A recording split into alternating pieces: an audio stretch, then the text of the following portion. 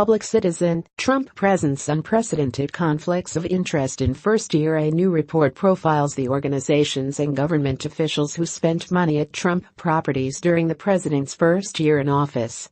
President Donald Trump's refusal to cleanly separate himself from his business empire while serving as commander-in-chief has set up a series of unprecedented conflicts of interest, according to a new report that profiles more than 6 instances of foreign governments, trade groups and Republican politicians hosting events or spending money at Trump properties during the president's first year in office.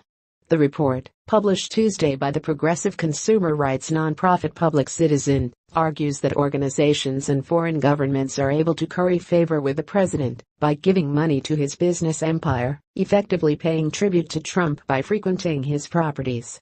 Never before has a president owned a private club in Florida that hiked its membership fees shortly after the president took office and sold $750 tickets to a New Year's party, the report said.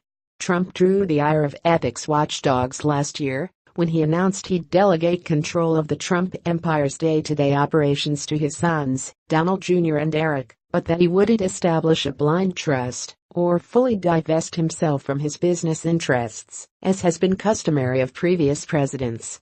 Critics argued at the time that Trump would be able to benefit financially from decisions he makes as president, and, considering he has yet to release his tax returns, the ways in which he could benefit wouldn't be immediately clear to the public.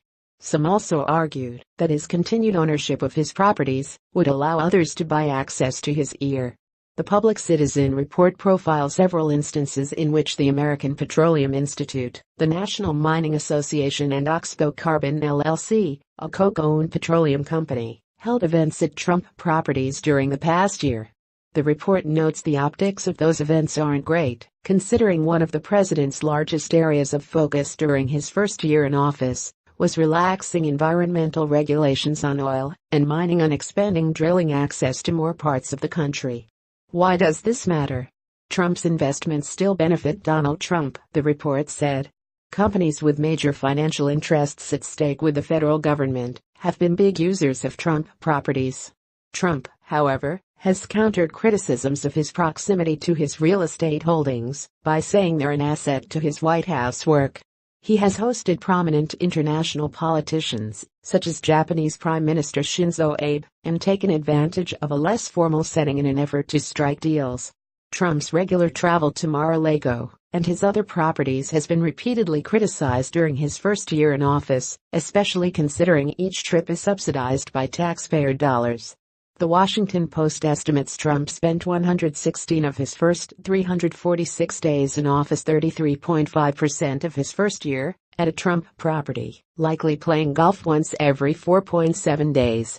Donald Trump's sprawling set of businesses and his refusal to divest his financial interests in hotels, golf courses, restaurants and real estate developments around the world has presented a unique set of conflicts that previously were unimaginable for the President of the United States, the report said.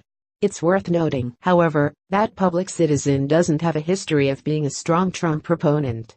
The group sued the administration last year over Trump's 2-out-1-in regulatory directive, and it filed an amicus brief supporting Consumer Financial Protection Bureau Deputy Director Leandra English as a legal battle erupted over whether Trump had the authority to appoint Office of Management and Budget Director Mick Mulvaney to serve as acting head of the CFPB.